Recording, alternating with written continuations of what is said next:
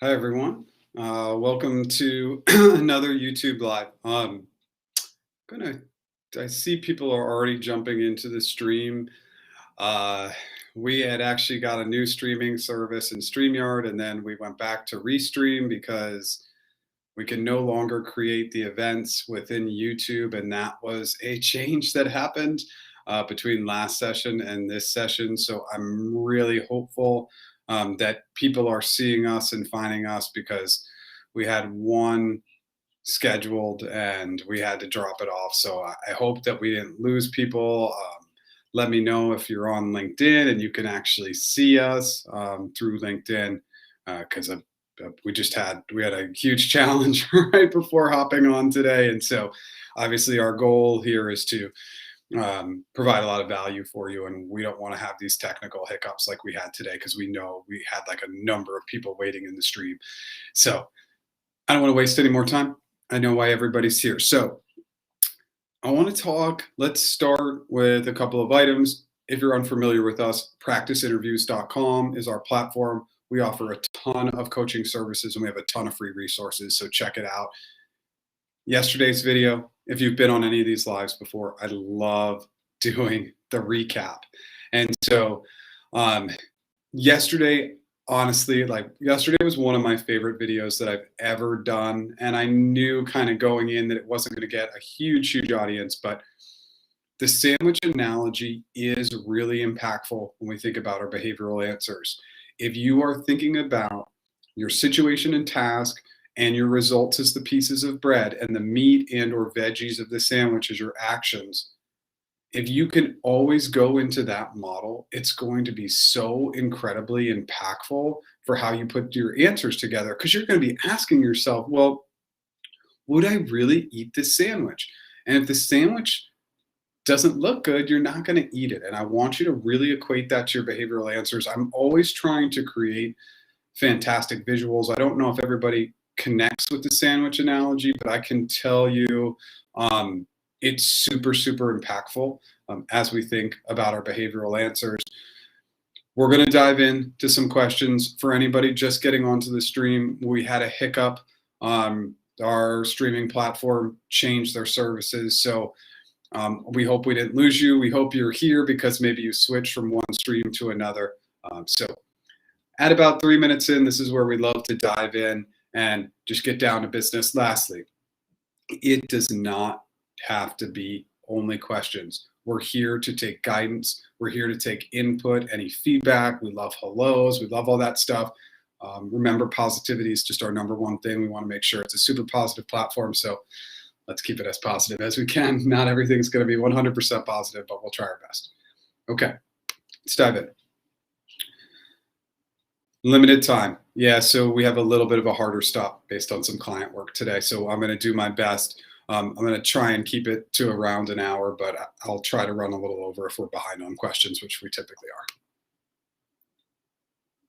are. Okay, interviewing for a CE role. Can anyone post some GCA questions that might have been asked in recent interviews? Anything that's helpful to practice? Okay, so on the GCA interviews for customer engineers, here's what we're seeing. We're seeing that the role-related question is some sort of challenging client, something where like something's not going right with the client, and you are likely going to need to work with them and collaborate and partner with internal teams to solve for whatever. They're unhappy with the performance, things aren't going well, something broke, crashed, all that stuff. So that's one side. The other side that we're seeing is something in an industry where you wouldn't naturally think GCP. Pastry shop, bicycle store, bowling alley. And how do we bring in those data and analytics in order to help any of those types of storefronts? That is becoming a very common question. Number one question asked over the last year is open a pastry shop, hands down. So I know I did a video on that. And you think, hey, I have a good pulse on it. Do it for any kind of store.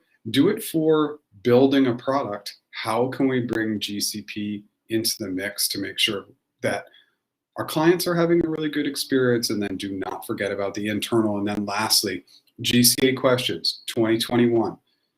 2 open-ended questions, usually a random question, a more role-specific question, and a behavioral question. Be ready for all 3.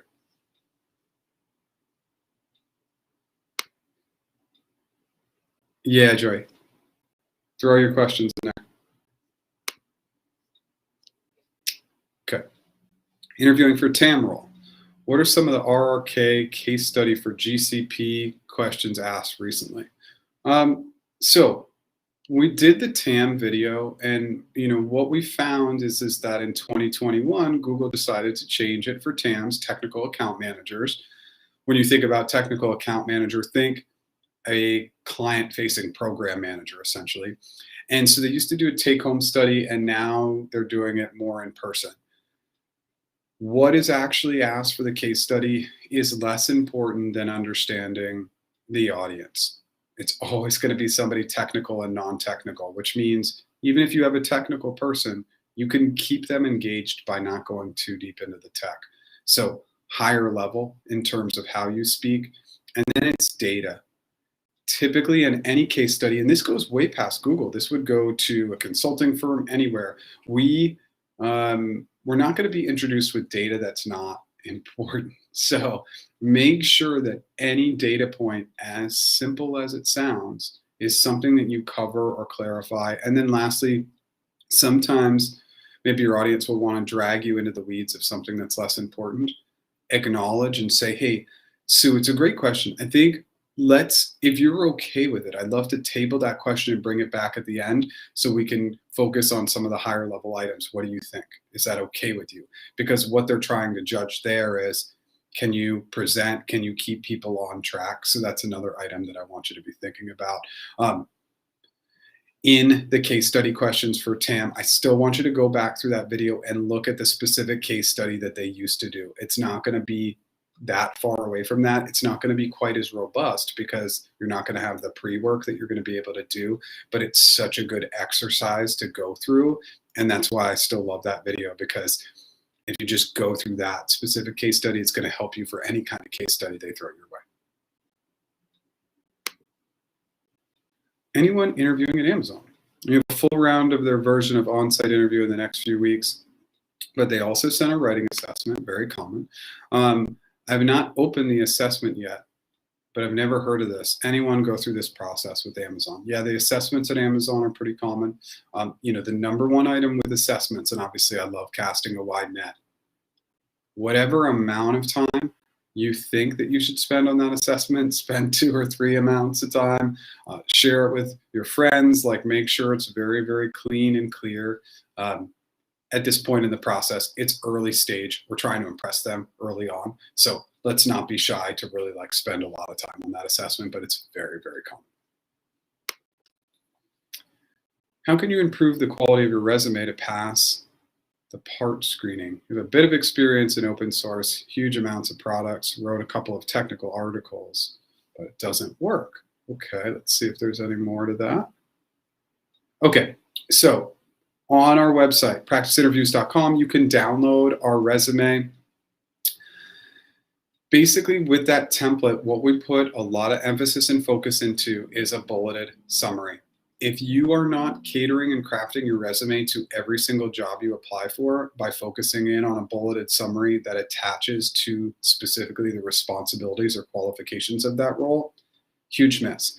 And it sounds overwhelming. But when you create that great resume, that great template with your set bulleted summary, chances are you're only going to be pulling out a couple of them.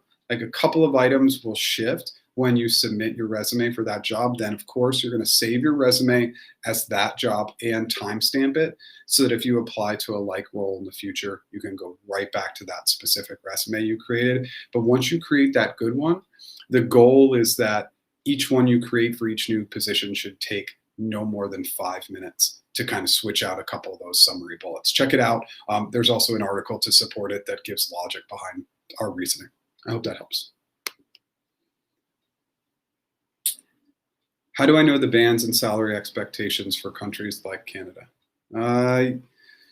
You have to go to online resources, like levels.fyi is a great resource, but knowing the bands and all the salary expectations, I mean, that's just data we're not going to have completely. I don't know all the laws in Canada, but my best guess in some of the major cities like Toronto, Montreal, Vancouver, maybe you can ask for salary. So like here in California, if I got into a conversation with recruiter Jane and Jane was like, blah, blah, blah, and I'm like, Jane, what's the salary range for this position? If I ask for it, Jane actually has to give it to me, but it's a huge catch here. Jane would only have to give me the base salary range, not the bonus range, not the stock range. It's just base salary. So first, in some areas you can ask, so you should find that out, but knowing and finding out all that data, probably not going to have all of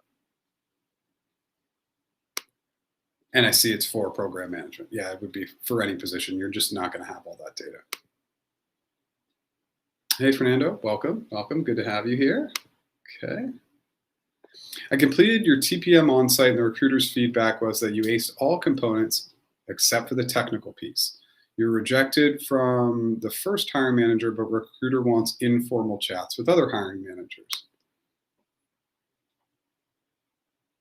How are other hiring managers going to determine my technical proficiency if my tech interview did not go as well as the other pieces? So, well, it really depends on how technical that specific TPM role is, right? Because like some of the TPM roles, they're actually not super technical. They're domain specific technical. So they are probably going to test your domain knowledge, but they're probably looking for more of a match on domain. So maybe the technical rounds that you did initially were domain specific in an area that maybe they're not going to test you for. You can come back and tell us a little bit more.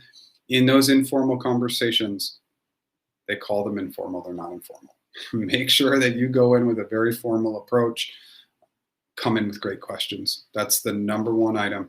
Have a ton of them and make sure they are super, super positive. I hope that helps. Is open-ended questions different from hypothetical questions? You're interviewing for a customer engineer role. You're in your live and you mentioned that in 2021, we're seeing 2 open-ended and 1 behavioral question. Yeah, in a GCA interview, that's what we're going to see. Open-ended question, hypothetical questions are a type of open-ended question. So open-ended questions could be something like hypothetical. They could be incredibly vague. They could be estimation. They could be design, analytical, strategy. So hypothetical is just one type of open-ended question, but pretty common in a GCA interview to get a hypothetical question. It's less on the, it usually works less on the vague piece, like how does X, how would you determine risk in a program is probably like a less likely GCA question as I want you to imagine that a huge risk came up in a program, what would you do? That's a more likely, and it would probably even be more specific than that.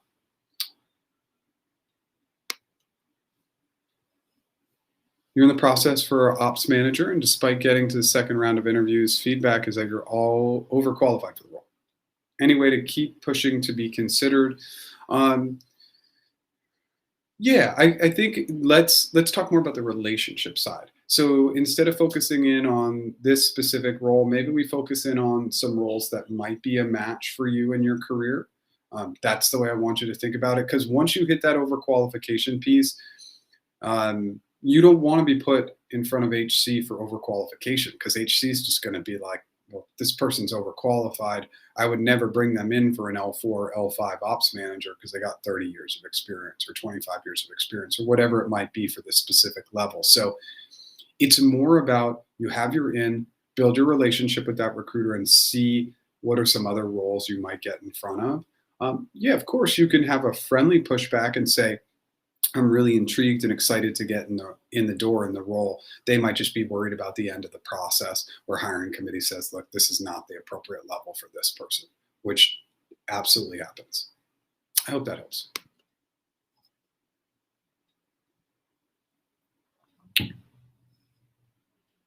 Oh, sorry, this is the second, it looks like this is a second part to that question.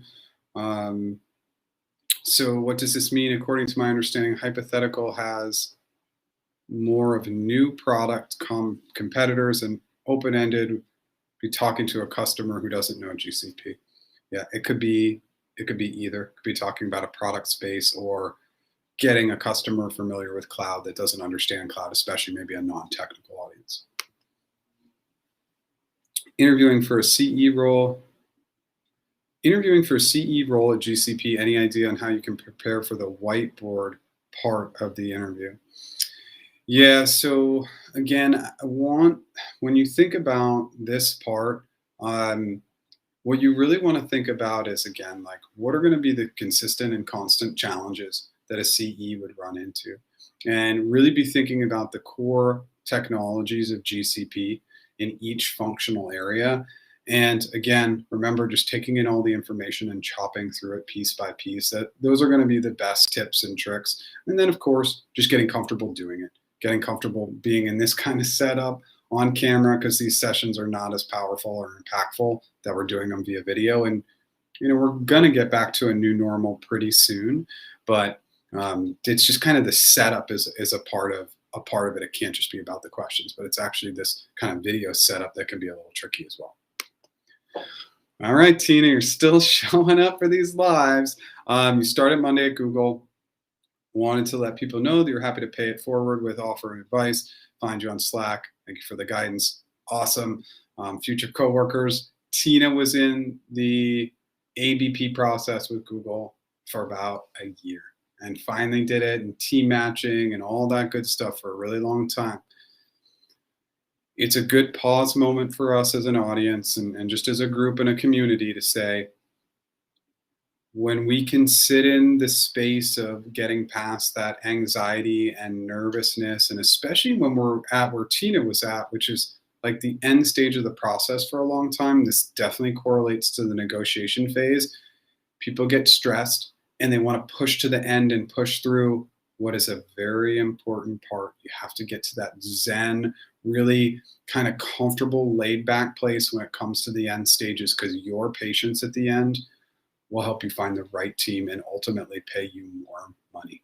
Thanks for showing up, Tina. We love having you here, and continue to show up because we'll continue to be here. Thanks.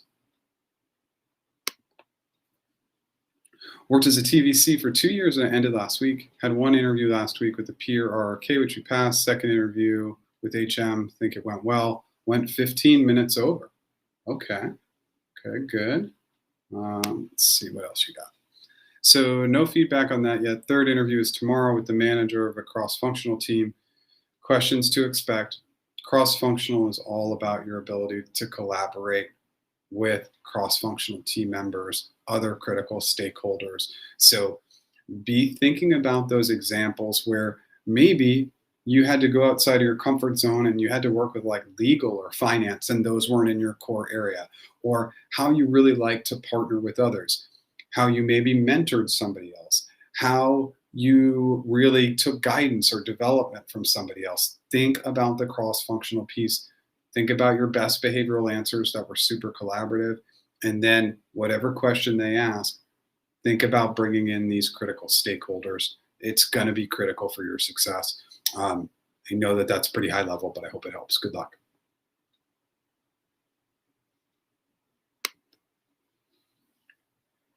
Did 5 interviews for technical sales manager role at Google. 1 week after the last interview, the recruiter told me she's changing teams and another person would contact me. That was 2 weeks ago. Is it over? Nope. Reach out to that recruiter again, Fernando, right now, like literally do it right now, and say, hey, I haven't heard from the other recruiter. And you just got to push on that person because you have a point of contact. So push on that point of contact. It does not mean it's over. Something could have been lost in the process. They might still be interviewing others. Believe it or not, they still might not have completed interview feedback, etc. So go back to that initial recruiter and say, hey, it's been a couple weeks and I haven't heard anything. And then you will continue to push on that person. If you don't hear back from them, you will push. Just be gracious and kind when you do it. Good luck.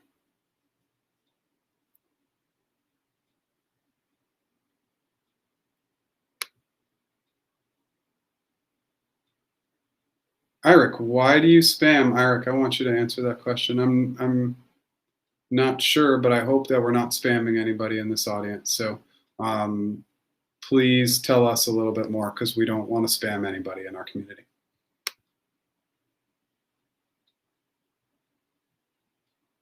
Is SMTH changed in Google hiring process? SMTH.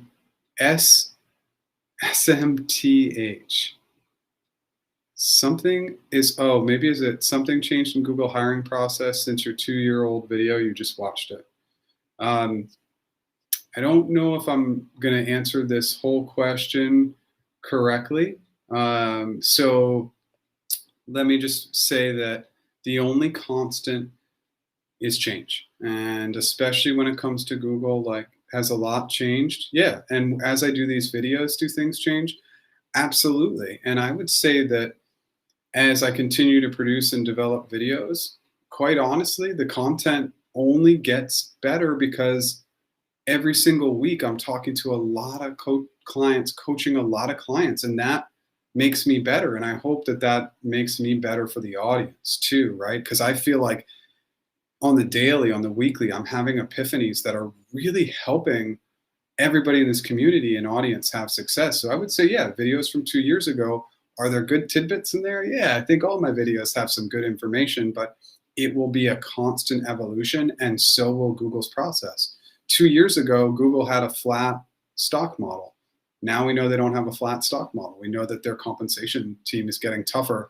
We know that hiring committee has been removed from certain stages. We know that they're interviewing less. There's all sorts of things that have come up. So yeah, things are constantly going to change. I think there's always going to be good tidbits from all my videos, but as I continue to produce, I think the content continues to stay relevant and I continue to learn and grow, hopefully. Regarding GCA questions, if the question is focused on creating a marketing strategy for a specific product, would GHBT-RRSS framework be suitable, or should I move it to more of a role-related framework?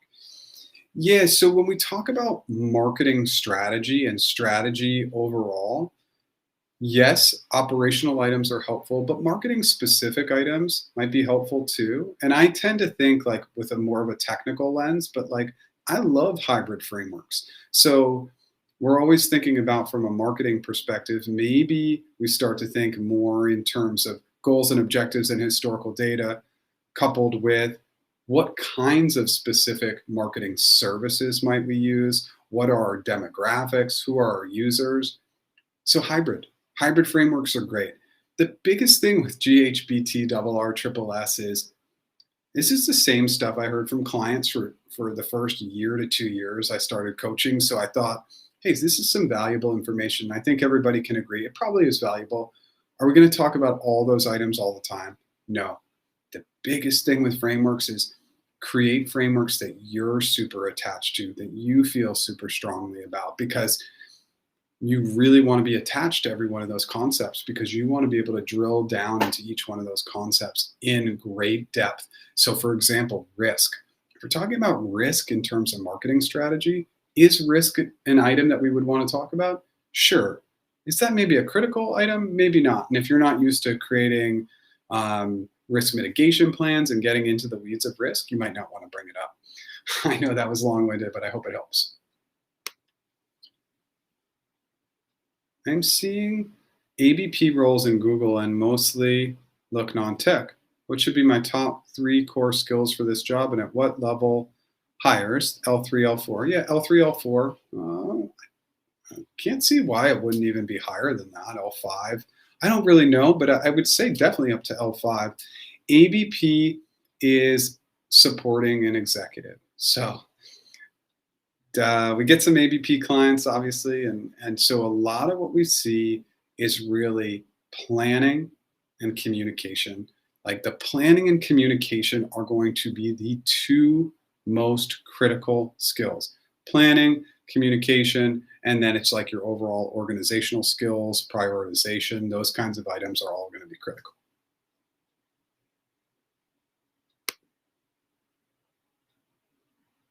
Yeah, so just for everybody here, we have a Slack group. We'd love for you to join. A lot of questions come through Slack, and one of the goals of the Slack community is for people to help each other. So I don't want to constantly be in there answering all the questions. I want the community to come together and help each other. But when we do get into these lives, we filter in the Slack questions as well, so that just because I don't have a chance to get to all of them, that we filter them through so that we're trying to pick really engaging topics that the entire community would care for, and making sure that we answer everybody's questions as they come in as well. And as you can see, sometimes I get behind, but I will take all the questions in order. Thank you.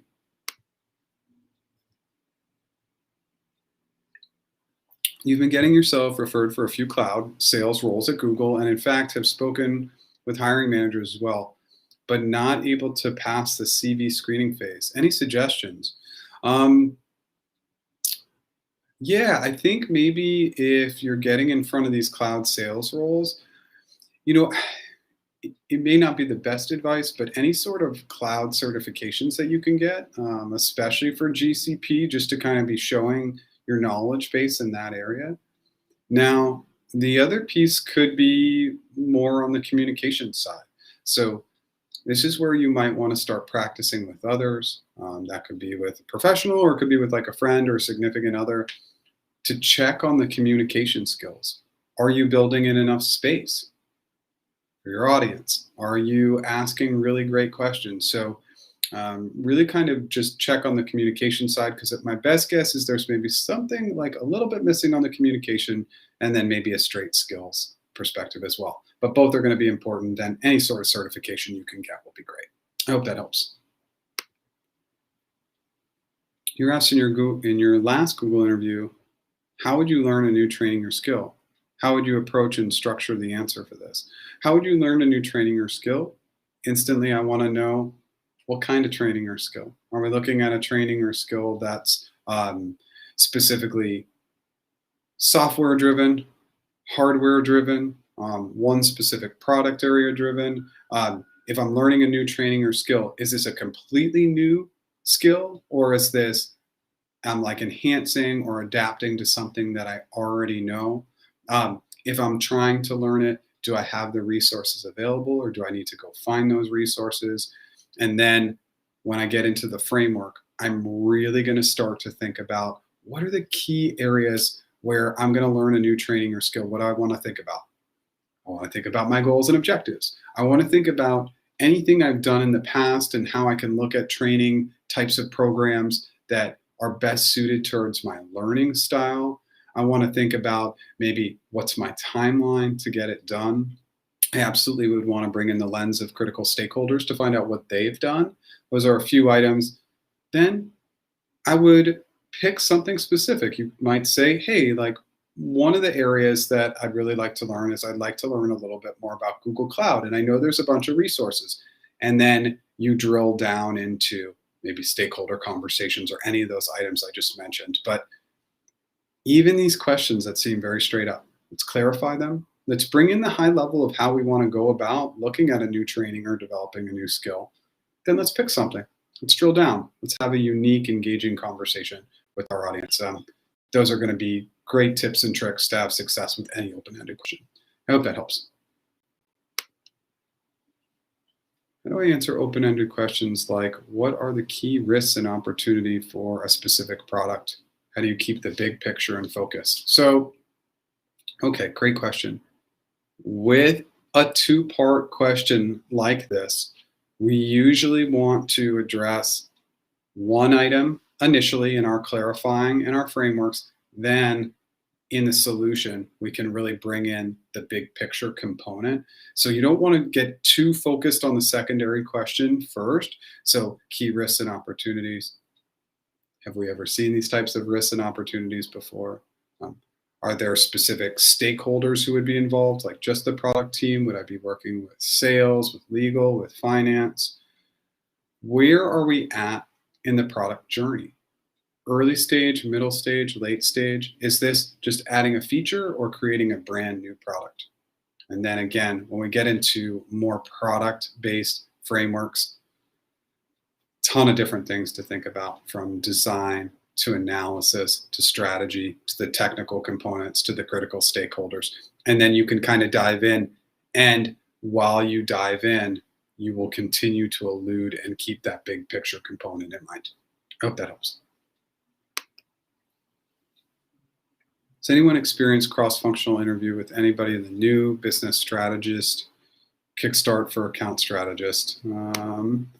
Because finding it difficult to prepare for your next RRK interview for this role, any information or experience. So cross-functional, as we mentioned earlier in this conversation, it's just got to have that collaborative lean. So the way you pre-plan is with collaborative examples. How have you worked with critical stakeholders before, and or brought in other critical stakeholders that maybe weren't involved? That brings in some of that inclusivity piece, right? How were you dragged into something or pulled into something that ended up having a huge positive benefit?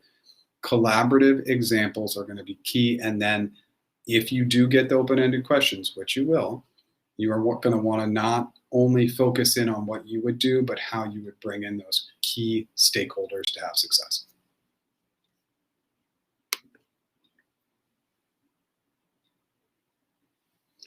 If you had to relocate 100 engineers from app to drive, Gmail/calendar.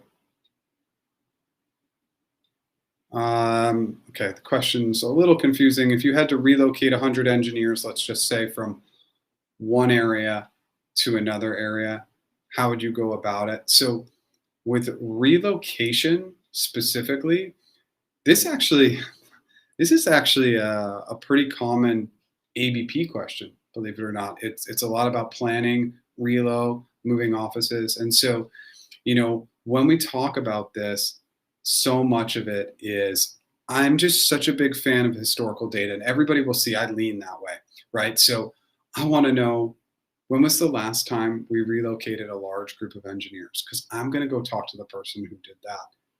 What are the resources that I have to do this? Do I have unlimited resources and budget, or do I have limited resources, limited budget? What's my timeline? What's the criticality? Does this need to happen in the next day, week, or month? And then, can I only use internal resources, or can I use external third-party vendors to assist in this relocation as well? Those would be some clarifying. Then understanding, really going right back into, okay, I'd really want to understand the timeline, the budget, the resources. What's the risk of not getting these people moved? Like, what's the criticality here? And then how can I partner with critical stakeholders and make sure that we get these people relocated in a timely manner? Then you'll set the process, whether it's prioritization, looking at the timeline, planning, etc. That's going to be the solution. I hope that helps.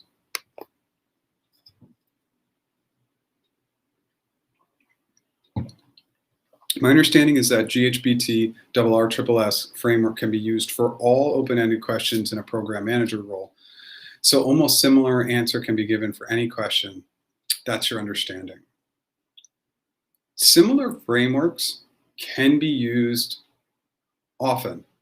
Don't get too repetitive, right? And so we can change something as simple as, in one time we call it goals, the next time we call it objectives. We can use shared vision one time, the next time we say success metrics or KPIs. So we can switch up. So switch up the verbiage a little bit. Now, and similar answer, no. The solution, this is where we're going to break away and we are going to get laser focused in on the question that was asked of us. The reason why I call GHBT RRSS an operational framework is because it casts a very, very wide net. These concepts almost always apply to almost any scenario. And so they're concepts that I want you to have and for them to be top of mind. But we don't need to always use all of them. And then if we do really like these concepts, we want to just change up the language a little bit so it does sound a little bit different.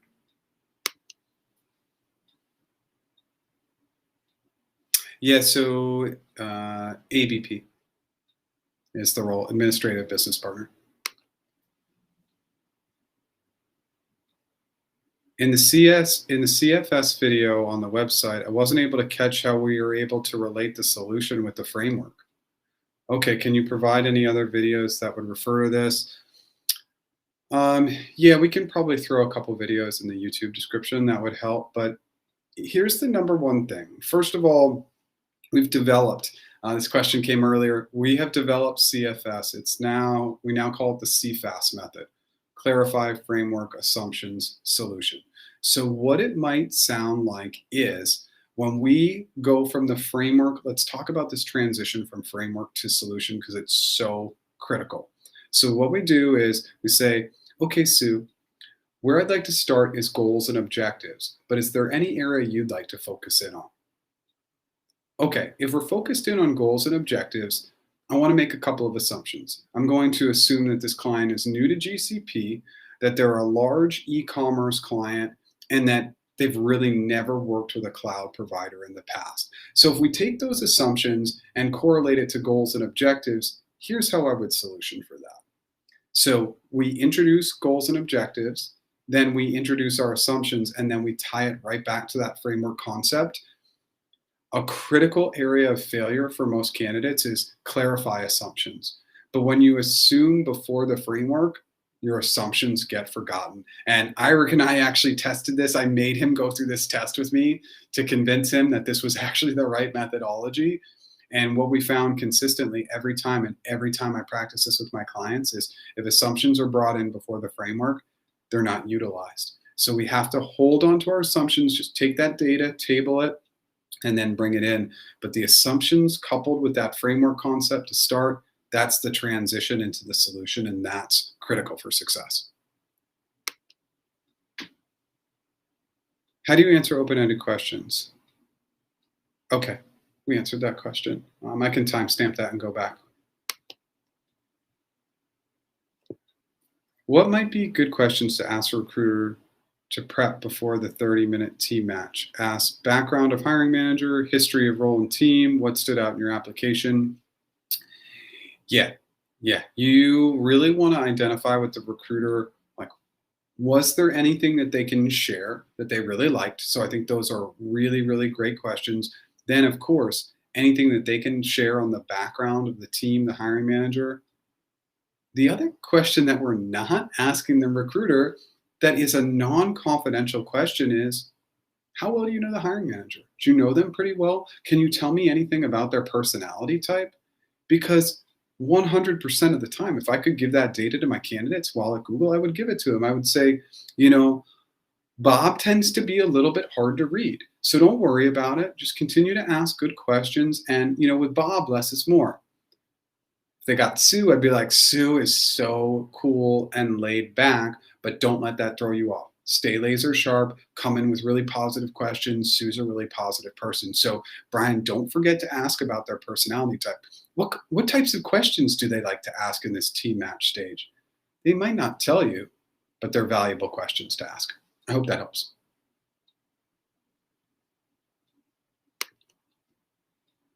What are 3 products Google should invest in? Yeah, and so I'm not going to answer that full question because that's totally up to you as an individual, but I would clarify. What 3 products should Google invest in? Hardware products, software products. Are we looking at a specific product as an additive, like a feature, or a standalone product, et cetera, et cetera? So with these kinds of questions that seem very straight up, that say X, like solve for X or give me Y or whatever, always clarify. And even in these types of questions, you could bring in a framework to say, okay, I really would want to think about the overall big picture, the risks, the timeline. These could be some concepts that you think through. But on this one, the 3 products Google should invest in, that should be a really individual question or individual answer to you. At the hiring committee stage for an AM, how many candidates are still being evaluated? Okay, we don't know. So what I will tell you, and I put this comment out on LinkedIn and nobody liked it, and that was kind of fun, is that usually, let's say you're going after an AM for a specific type of role or industry or whatever. There aren't a line of HC approved candidates. How many candidates are actually being evaluated still in that process? It's usually not a big number, right? It's not like there are 10 or 20 people in the process. There might still be a couple of lingering people in the process, But these are not big numbers, and it's because it's hard to find candidates that are a good fit, and then it's hard to find candidates that can even pass that first interview. The majority of people do not pass the first interview, so it's going to be a small number.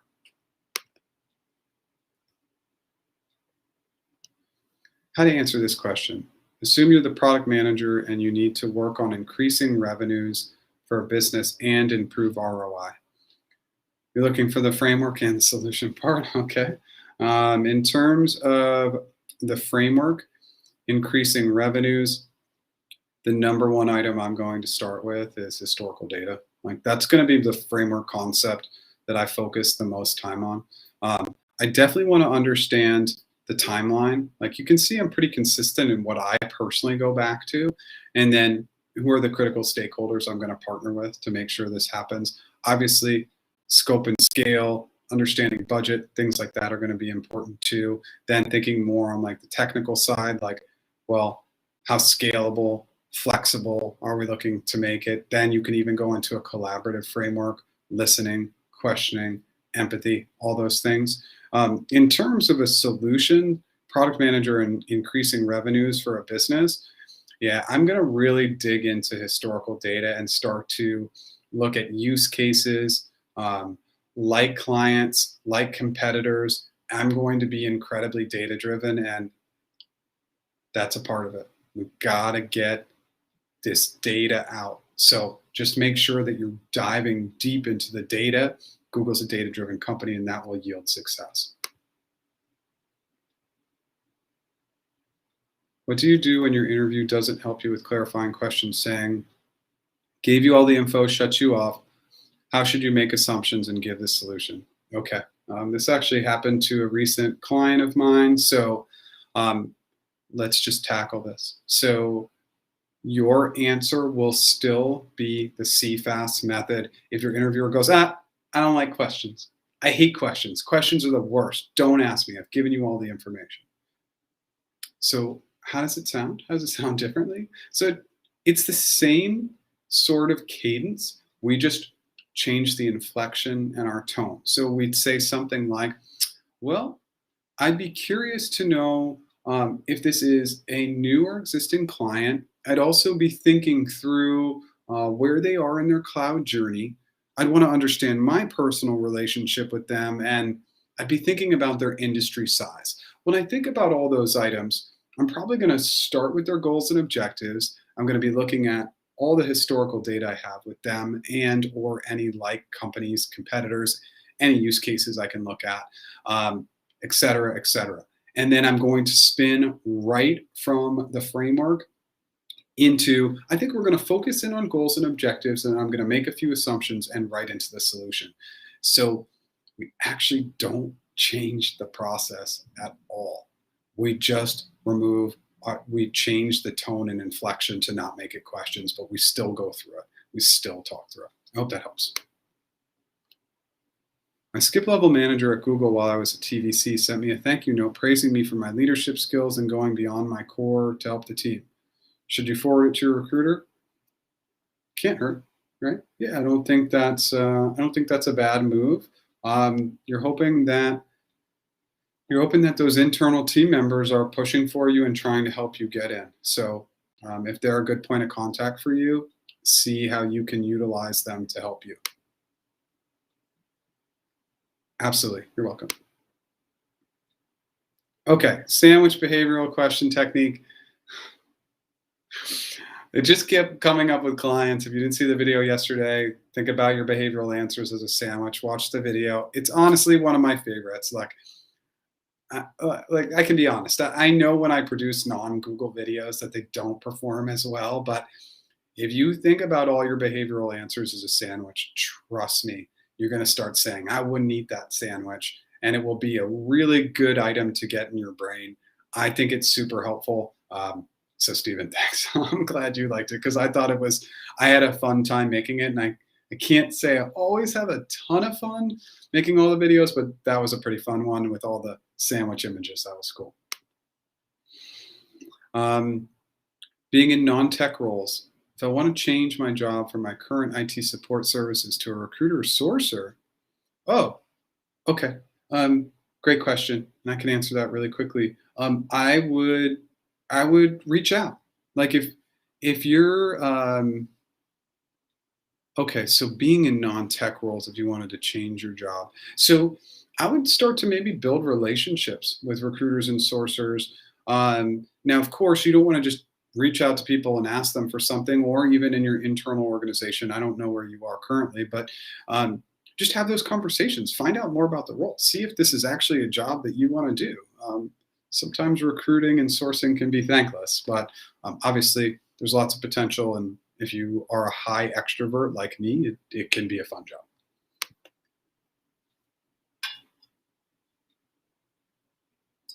You finished your Google interviews last month, part one. You followed up with the recruiter. He mentioned that the hiring manager is waiting for her manager to get back to her since let's see if we can get the second part of this.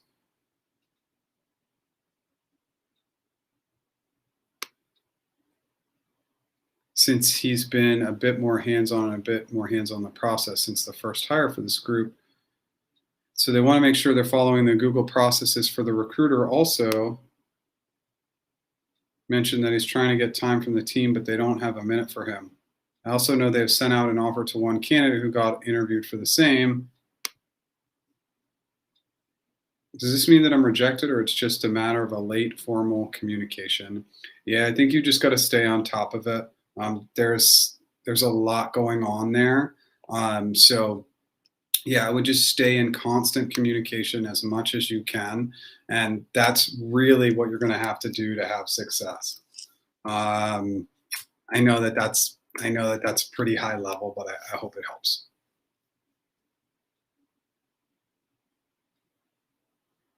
Okay, so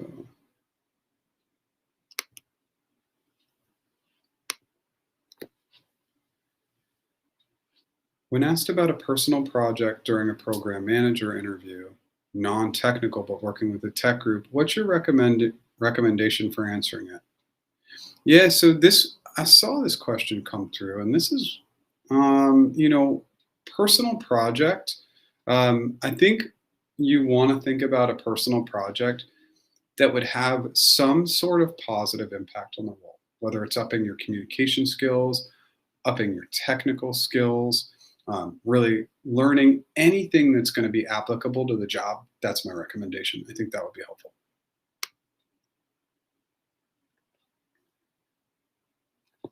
How would you negotiate if you can't find the bands for the position in your country? Why do they ask you for your college transcript? Why do they ask you for your college transcript if they graduated within 36 months? It's an antiquated process that they haven't dropped. If you can't find the salary bands for your country, there's only one way to get around that. You set the anchor high, and whatever you want, X dollars, go 20 or 30% higher. If you can't find the bands, that's the only thing we can do. Set the anchor high. I've said that a lot in these lives, and I'll continue to say it. It's the most powerful part of a successful negotiation. Absolutely. Interviewing for a program manager role with Google on sites next week. Struggling with open-ended behavioral questions. Do you use a framework? I'm going to throw that right back to you. Open-ended behavioral questions. What do you mean by that? Are you struggling with open-ended questions or behavioral questions? Behavioral questions are example-based. Open-ended is where we would bring in a framework. Please come back and I'll answer that question.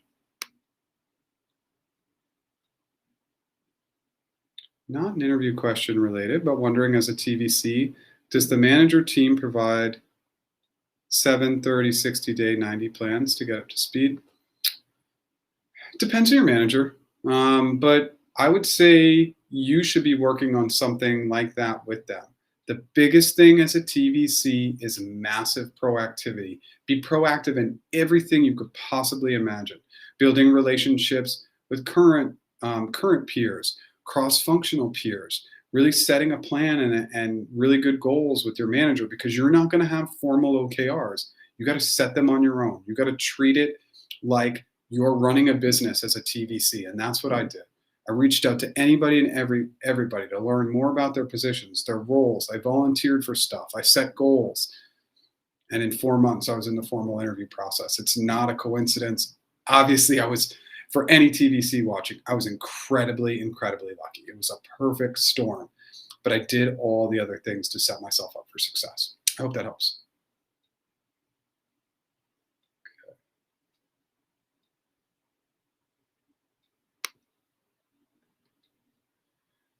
How would you demonstrate creativity, creative problem solving during the interview?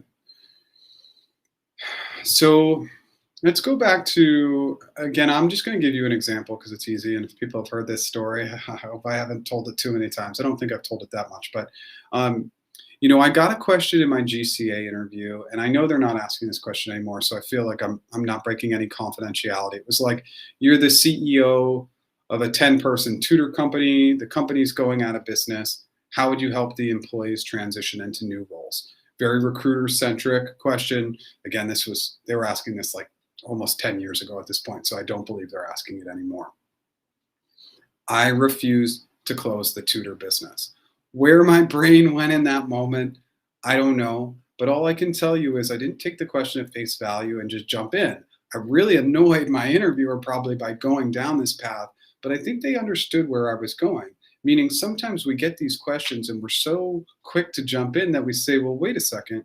Do I really need to shut down that business? Is that really the appropriate path? Could I partner with Sue's business down the hall, Sue's virtual business? Am I doing math tutoring and now I can do English tutoring because I already have that skill set? I just wanted to explore the options of not closing the business first. And it worked for my interviewer. Won't work for everybody, but I'm just like, when we hear these questions, creativity is so much about not being straight up. It's about creating moonshots. It's about stretching a little bit. That's who Google is going to hire, or anybody would hire hopefully in these roles if you show that creativity.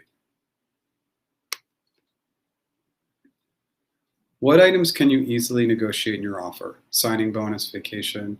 It depends on the company. If it's a small startup, sometimes vacation is negotiable. For any big company, vacation is non-negotiable. It's not something that they negotiate. But the most common that we can negotiate on are base salary, sign-on, and stock. And at the big companies, go all in on stock. The salary bands are small, the stock bands are larger.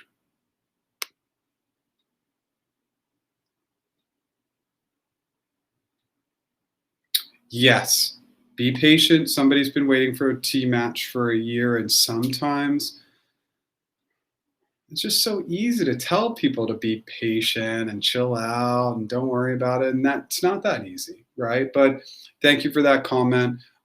Sometimes the team match stage can take a long time. And look at Tina, who popped into this conversation earlier. It took her almost a year. So it's just something to remember. It's not great. Google has challenges with the length of their hiring process. It's a pretty well-known item. But if it's a dream opportunity or dream company for you, I would say as much patience as you can bring, because when you bring that positive energy, it actually is going to be impactful and help you. Thank you. How to tactfully reject an offer after accepting it over email. Would you send an email or phone call? Phone call. Just say, sorry, I've changed my mind. I'd love to stay in touch for the future, but something else has come up, or yeah, do it over the phone. It will leave a much, much better feeling. Your second round pending for field sales next week. Okay, I'm going to have you come back to me and tell me the specific interview that you have, because sometimes they jump around quite a bit. Let me know. Tips for a remote video interview with 4 interviewers. Is it possible to break them up instead of all in one day? Yeah, so it's so funny because so many people have actually come to me complaining that they have 2 interviews in the same day. Or look, if we lived in a normal world for years and years and years, you'd have to go through the gauntlet on site. Now, you could note like, hey, scheduling conflict, I'd really like to break this over 2 days. Or if you're, Steven, if you're providing them your availability, say, hey, I only have a couple hours here, a couple hours there. Do I encourage that? Yes. I would love for you to split it over multiple days. So try to set your schedule to say, hey, I only have short buckets because I'm currently working, so I can't really fit in a lot in one day. If we have the opportunity when we set the schedule, yeah, we want to break them up over multiple days. So just really professional manner, which I'm sure that's not going to be a challenge for you at all. But that's the path I would take. If they have all been scheduled in the same day, you just kind of got to do it. Let me know if you have any other questions. Recently had a team match interview for a web solutions engineer before hiring committee. The manager didn't ask any questions to me, and it was a conversational call. How could I navigate a call like this next time? That's actually, Dax, it's not uncommon. It's not uncommon to just have a really casual conversation. So as long as you were friendly, kind, listened, created a good back and forth, and came in with your own very strong questions, I'm sure it was fine. If I was a hiring manager, I can tell you right away, I would come in and I would say, what questions do you have for me, before I said anything, just to throw you off. I might even throw a GCA question in there. Now, of course, classically, I'm a pretty tough interviewer, but it sounds like it went well. So the only other thing I could say is just make sure you have planned questions, and a ton of them, and make sure they're very positive. You have a second and third interview scheduled for Google, but it's an audit role. I can't find much help for it. Recruiter won't say what kind of interviews I have, just that it can be anything. I would push back on your recruiter. I would say something like, it's my understanding that the interviews, even for an audit role, that I'm going to have an RRK, Googliness and Leadership, and GCA interview. You're not allowed to distinguish which interview will be which, because if they don't, when you get that survey, you can crush them, because they are supposed to tell you what interview will be covering what. So I will reiterate, yeah, be prepared for anything, but they should be telling you what you're going to face. For audit, you know the core functions of what you need to do in an audit role. I would just say the only other item I'll add in there is, if you're in an audit role, it's massive collaboration, right? To make sure that the audit is right, that the information is right. So don't forget about that collaborative lens. That's going to be important. I recruited auditors out of Big Four for a couple of years in my career, so very familiar with those roles. Good luck.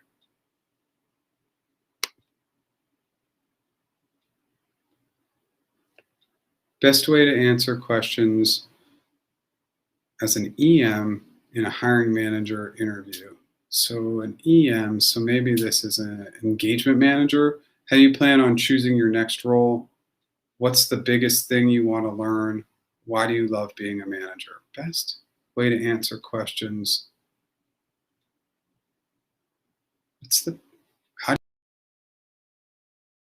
do you plan on choosing your next role? Okay, a little confused on for that role, so I don't know why that would be asked. What's the biggest thing you want to learn? We always want to identify a number of learning opportunities as we come into these interviews. And why do you love being a manager? This goes back to your 3 key core skills and strengths. Always be highlighting those items. Tell me about yourself, want to work here. Get laser focused in on those 3, because if you get comfortable with those 3, you'll have great success. Yeah, Carol, just to reiterate, ABP. Have you ever experienced tests in technical recruiting interviews? What do you think hiring managers would most like to see in a technical recruiter? I haven't seen any tests in technical recruiting interviews, although actually, I take that back. Back in the day, I don't know if they still do it, but I believe that Facebook used to make you do create a Boolean search on the spot. That should be a challenge for a technical recruiter. That's the only thing I've seen. Google doesn't do that, but Facebook used to do that. I don't know if they still do. When I interviewed at Facebook, they didn't do that to me, but my friend said that they used to do that. Would like to see in a technical recruiter, I want to know that you are really good at working with hiring managers. I want to know you're a great overall recruiter and sourcer, and I want to know that you understand prioritization and organization. Those would be the keys that I would focus in on.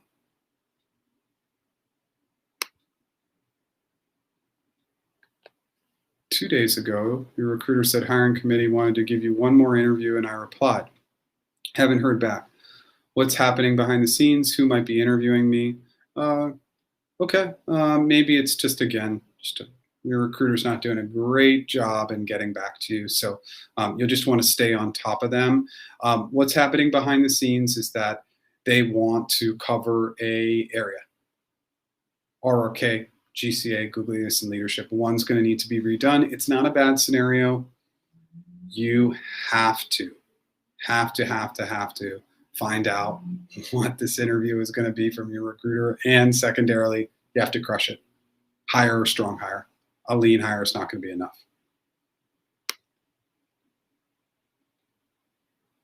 Jeff is asking for a 30% increase on the offered base salary, a bold move. Well, most companies won't move 30% on base salary. A 30% increase overall is bold, but it's still something I would recommend. But base salaries in any given company, small or large, usually will not flex 30% on base. Remember to focus in on total comp, not base salary. Is it possible for you to give hypothetical situations? Is it possible for you to give hypothetical situations for a cloud program manager? Sure. I mean, it's the gamut. You could face anything from the conflict question to an external challenge to a technology issue to an issue with the product team to the eng team. I would recommend going into our app, practiceinterviews.com. Sign up for our app. We have a ton of hypothetical questions in there for cloud in general. I hope that helps. Gotten in touch with some Google employees, but you haven't been able to get a hold of the hiring manager. You're just told to apply. Gotten feedback that your profile looks good, but progress is slow. Yep, that's Google for you. I would not apply. I would really use your POCs to get in there. Getting referred or working with a recruiter is a much better scenario. Applications, not as strong of a play.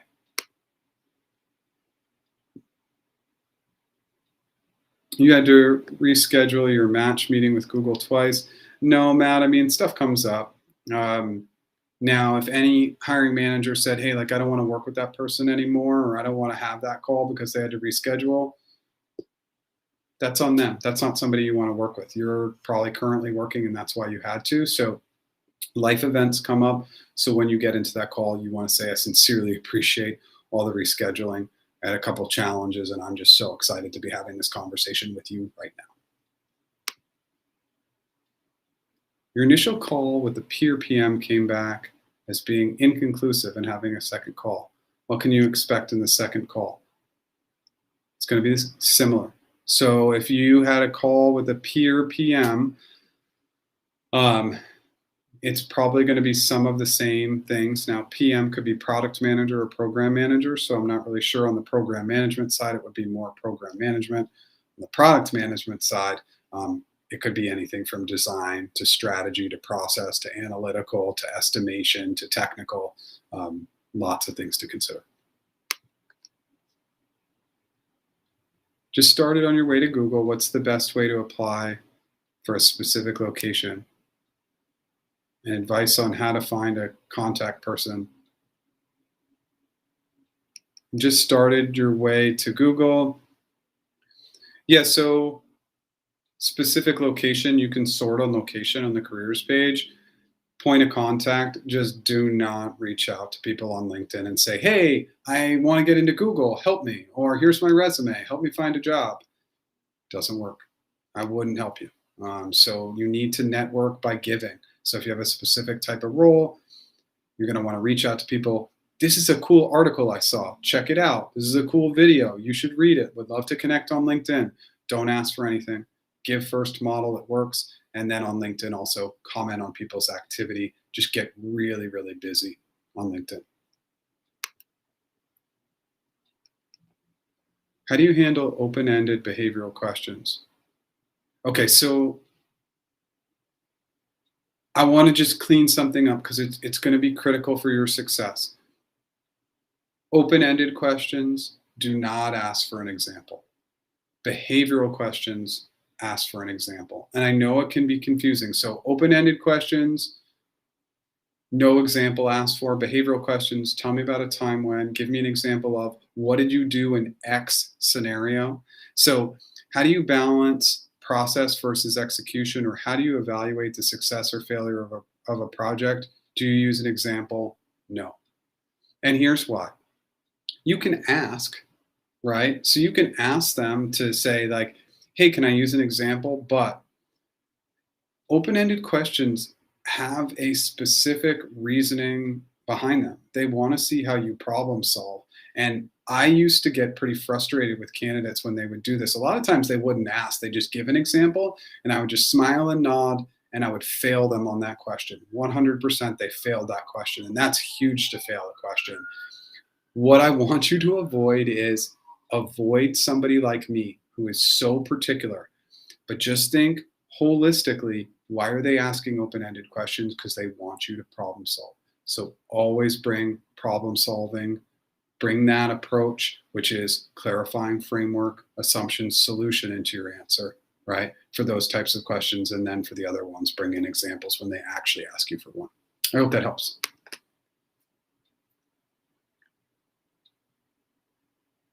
Okay, so it's done and you're through the process and finally signed for a cloud architect role starting later this year. Your videos and live sessions help so much. Yes, yes, this is fantastic news.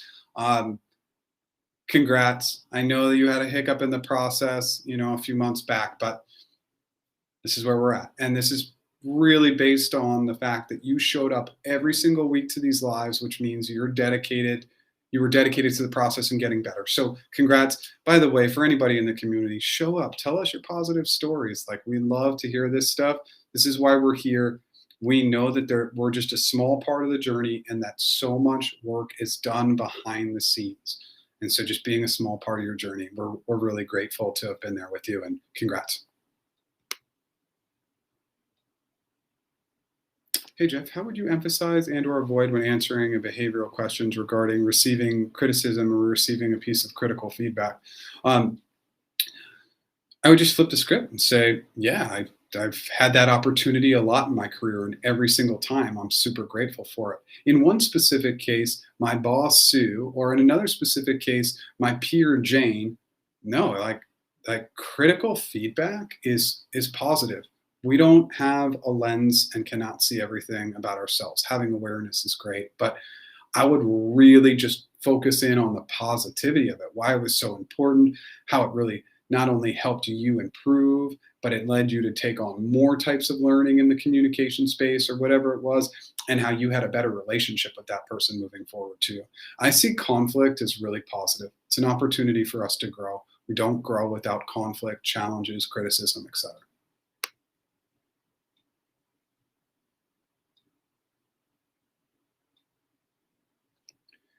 Sure. How does Google see older candidates? 30s apply for lower L4 roles. Okay, so yeah, I was when I was a TVC at Google, and when I got hired as a FTE, I was 36 at L4. So I don't want to, like, 30s is not a big deal because I wasn't always a recruiter. I did analytical work. I worked in banking. My career started I graduated college in 1999. So, I had a lot of stuff happen. So sometimes not all of our experience applies to that specific role, but it's okay. Yeah, if you had been an ops manager for like 15 years, then, or 20 years, then maybe, yeah, it's not as applicable. But like in the 30s, I don't think that we're getting into the ageism conversation yet. I think it's when you get in your 40s that it kind of starts to pop, and it is a reality. Do you answer YouTube questions or only Slack questions? Well, I do try to get to I try to get to all the questions. Remember, the Slack community is different. In the Slack community, people are able to comment and come in and support each other. So in a lot of senses, I step away from Slack, and then we bring some of the Slack questions, as you saw Ira do today. into these lives just because we know there's a lot of richness in those questions. I try to get to anybody who asks me a question on LinkedIn and on YouTube. Now on YouTube, because it's such a big community, I try to give good answers there. And sometimes I'm always typically 2 or 3 days delayed. On LinkedIn, I get a lot of specific questions, and sometimes I will push people to the Slack group. I hope that helps.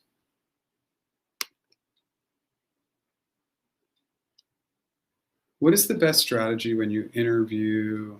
What is the best strategy when your interviewer asks you, what else? Any other solutions after you've dived into your solution? Well, you could ask a clarifying question. Well, what would you like to focus in on? I think we could dive more into the technical component. We can focus more on collaboration. We can focus more on scale. We can focus more on X or Y or Z. So yes, some interviewers, I know I'm like this, I'll poke, poke, poke, poke. So think about some of the concepts you've talked about, see if you can do a breakaway and drill down a little bit more, or if there's just something else higher level that you haven't touched on. I know that that can be incredibly difficult in the moment, but that would be my advice. Hope that helps.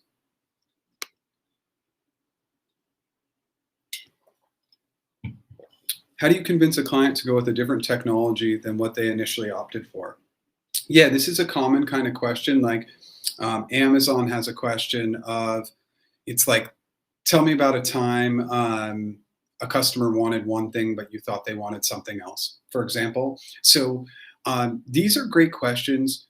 Convincing a client to go with a different technology is really about having their best interests in mind and being able to bring historical data to the table from like clients, having use cases. So it really becomes data driven, and that you're going to do what's best for them and default to do what's best for them always. It's a great question because they're very, very common.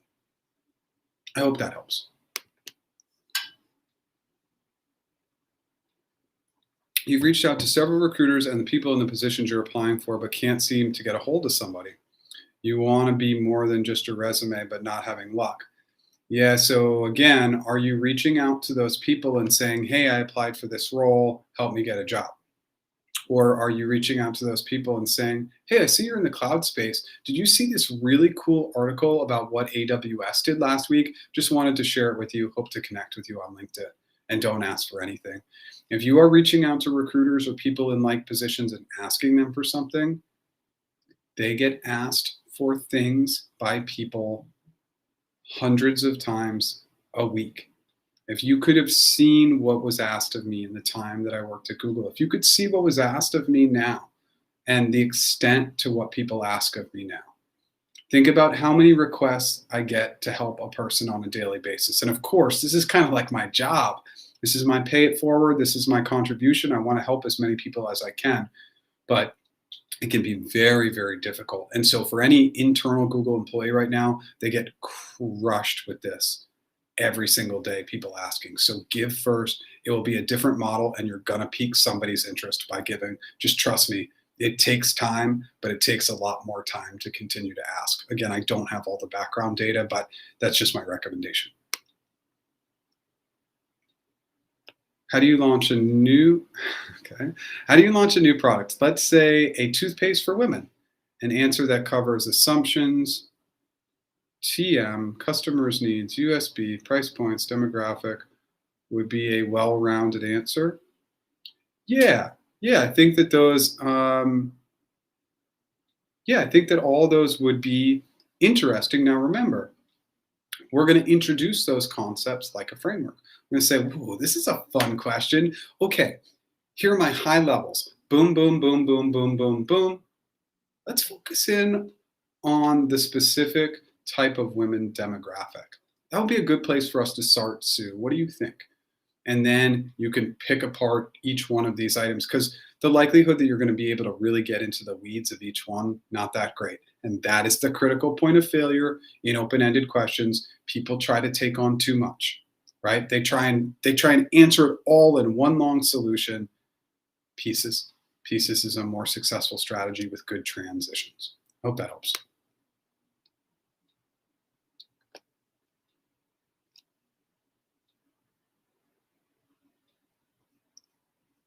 Okay, so no. Again, this is an open-ended question. So how would you deal with a difficult team member? They want you to problem solve it. I would not bring in an example from your past experience, but I want you to think about how you've done it in the past and say, well, in these kinds of scenarios, I would do A, B, C, or D. Maybe you've done A, B, C, or D before, but you're not bringing it in as an example because it is an open-ended question. What would you do if you had a strong feeling that a peer in your team is taking credit for your work? This project is 50% complete. Would you pursue litigation? Yeah, so this is a common question that's coming up quite a bit, is the taking credit for work question, especially at Google. You have to go in with positive intent. Litigation, that's a crazy part to that question. Like, no, like you would never litigate a team member. That's a weird part. I don't know why that's asked in that question, honestly, but you have to go in with positive intent that maybe this person made a mistake. They didn't really realize what they were doing. Maybe they had some sort of tragic event in their family happen and they were feeling like they needed to take credit to get a quick promotion because they needed to make more money for medical expenses. I know that that's a long-winded way to think, but if we go in with positive intent and we think questioning, listening, and creating a space of empathy and psychological safety, these are some of the core key framework items that we would focus in on. And taking ownership, telling your team you're going to go handle it. You're going to deal with it, that you don't want them to deal with it. You want to take ownership for it. So you're taking ownership, you're coming in with all these positive buzzwords, and then you're going to talk me through how you would do it. And this was asked by HR. Yeah, I mean, again, that's the litigation part's just hilarious to me. But I've seen this question a lot. Somebody is taking credit for your work, the team's work. What do you do? Own it and have that positive lens. How would you provide success metrics and a checkpoint for some execution, A/B testing? How would you provide success metrics and checkpoint for some execution, for example, A/B testing, if you applied for a non-technical role? So I don't think that metrics or execution are going to be too changed, right, based on whether it's technical or non-technical. So we'd want to establish all those historical data items, like, have we ever looked at this before? Who are the key stakeholders I'd be working with on this? What are the goals and objectives? What is that historical data? What is my timeline to get this done? And then solve for it. And you'd solve thinking role specific. So whatever your role is, make some assumptions around some success metrics and checkpoints that might be likely in the role, and take that one framework concept at a time and drill down. I hope that helps.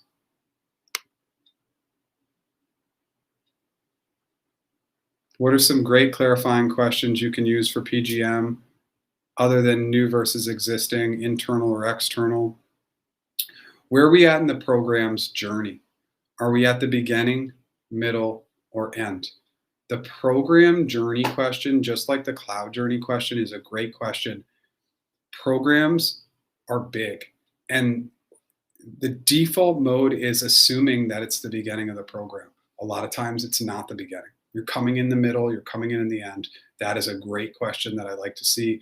I also want to know who are some of the critical stakeholders. So internal or external is one, but based on the specific area, I want to know if it's going to be product, eng, sales. Questions like that are helpful too. Okay, everyone, I can already tell you that I was supposed to have a hard stop at 11. So I'm not going to be able to get to nearly all these questions. So I'm going to do my best to get through some of them, but there's a lot left. So I'm just kind of looking through here and just making sure that I can get to some of these questions because I'm already way over time. Sorry, I can't. There's a lot of questions. Okay, so just trying to go back. Okay, here we go. I have a phone interview this week with Google Fiber, but instead of the recruiter doing the first screen, the hiring manager is doing it. Is this normal? No, Tony, it's not normal, but that's okay. Treat it seriously. Come in with fantastic questions. Yeah, treat it seriously and come in with fantastic questions. That's what I would say. And sometimes hiring managers just maybe want to get in front of it. I've seen some funky stuff. It's not common, but those are my 2 pieces of advice. I hope that helps. You have an interview with Google on Friday for a technical recruiter role. This is post my discussion with the sourcer. I guess it will be a GCA interview. Can you share what areas I should showcase? Any tips that would be helpful? Yeah, so for a GCA interview, my favorite question that I used to ask all the time, we'll just go right into this question. I want you to open up a 50-person engineering office in a location we don't already exist. People go right into location. They think only about location and then good schools and good transportation, and then they go into building the plan. Well, if I'm going to build a 50-person eng office in a location we don't already exist, I'm pretty sure I can get 50 engineers to relocate tomorrow to that location, because if we don't already exist there, there's probably some demand for that market. Or can I go into the system and see anybody who declined an offer who was based in a similar location? Can we acquire a company that has great engineers to staff this up quickly? There's lots of different options that go past the location piece. So with GCA technical recruiter questions, open your mind, create moonshots, really challenge the status quo, because most recruiters won't, and then build in space. Recruiters like to talk, myself included. So just make sure you're building in space for your interviewer. Which is your favorite Google product, YouTube or Google search? Which one would you recommend to a client? To which I said I would suggest as per his business requirements. Yeah, but okay. And then they said, okay, let's say it's Google Ads, or sorry, it's YouTube Ads. If it's YouTube Ads, suggest an improvement. Receive feedback from HR after the first round for the. Okay, so they're not going to move forward. You do want to clarify these kind of either or questions, but it's also like you want to pick one, and you left yourself open there by not picking one. You can still clarify, but ultimately you want to pick the one that you want to pick, because YouTube Ads might not have been the best focus area for you. So that's a little bit about taking control.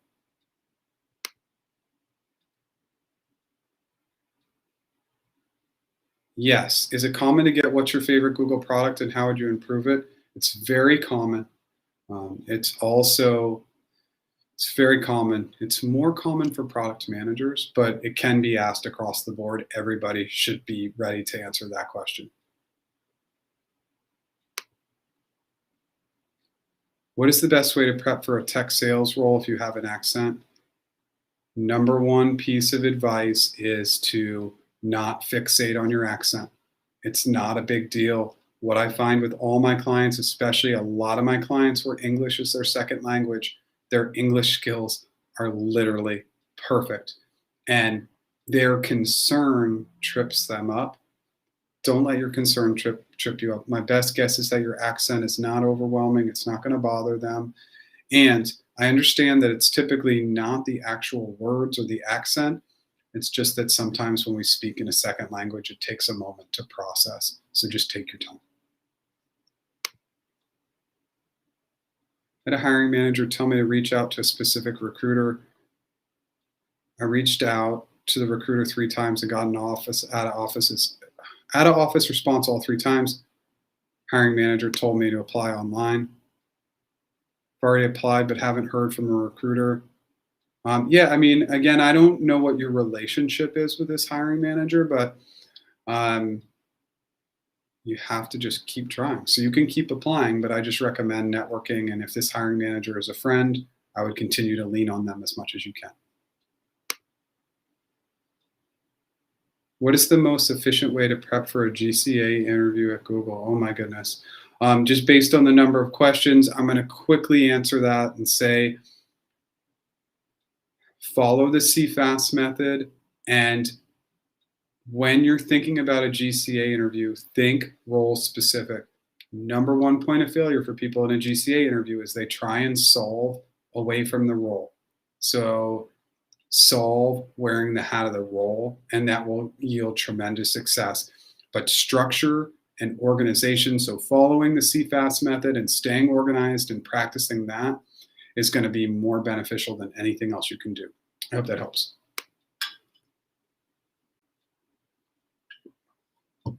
Been watching my videos the last few days. Had your first interview planned with Google on Friday for a technical recruiter role. This is also scheduled with a recruiter interviewer. I don't know where the second half of that question went, but I do have a video on that. So I would recommend going back and watching that video. I hope that helps. I don't, if you want to ask the question again, okay, I might get cut off on time. What is the best answer for the question? How do you balance multiple personalities on the team? For example, I'm a rep for multiple account managers. Yeah, so managing multiple personalities is all about learning people's learning styles and what works best for them by asking great questions. So really think about what learning style is going to work best for them and then adapting and adjusting accordingly. We cannot balance multiple personalities on the team if we're not learning how each person learns. And then maybe we're doing team exercises like Myers-Briggs or DISC or colors to learn how to interact better with people. To actually, when we get on video, we have like our color blue in the corner to say, okay, I'm emotional, I'm talkative, or whatever it's going to be. So I would say definitely doing like personality assessments in a team facet and then on a one-on-one basis, learning people's specific learning capabilities, learning types is going to be helpful. What kind of questions do you think one with no prior sales experience should prepare for an account manager role? Okay, so for an AM role, I'm going to throw you right back into practiceinterviews.com. Sign up for our app. We have some AM practice interview questions. And sorry, I'm trying to pick up the pace here so I can get to as many questions as possible. I hope that helps. If your recruiter says she wants to have an update call with you after the interviews and the call is only for 15 minutes, is that a bad sign? Yeah, it's a bad sign. Look, I don't want to sugarcoat it. Any recruiter who doesn't know how to communicate to you to say, hey, I have great news, would love to chat on the phone, it's usually not good news. I can't say 100%, but I think the feeling you're getting is likely. Any hints? No. If they're setting up that conversation for anything other than today or the next day, I think we definitely 100% know the answer. I'm sorry to hear that.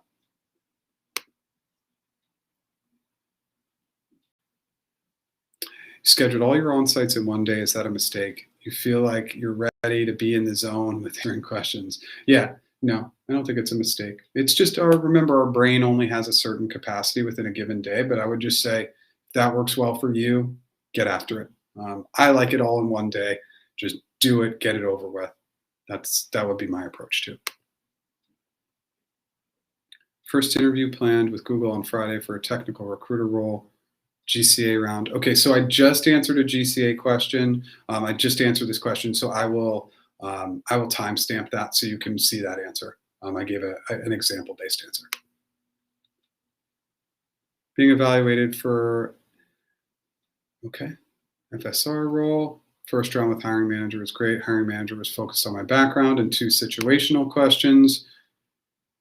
Now second round is pending. Wanted to understand what will be their focus. So with these roles, Again, this is going to be really collaborative driven, client driven. My number one piece of advice in these roles is don't forget about your internal teams. And I've seen some really very simplistic questions, such as how would you close a deal? Or how do you get the deal done? Those are types of questions I've seen asked at Google for these roles. So be ready for very, very vague open-ended questions as well.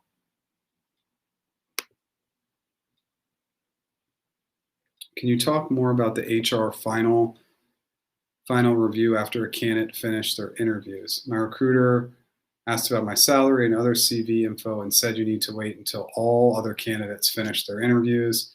Yeah, I mean, sometimes that happens, sometimes it doesn't.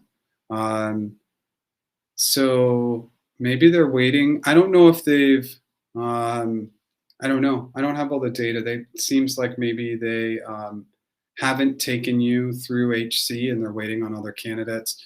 There's some unknowns here. I think sometimes we're just not asking our recruiters enough questions. So that would be my advice. I know that that's not a great feedback.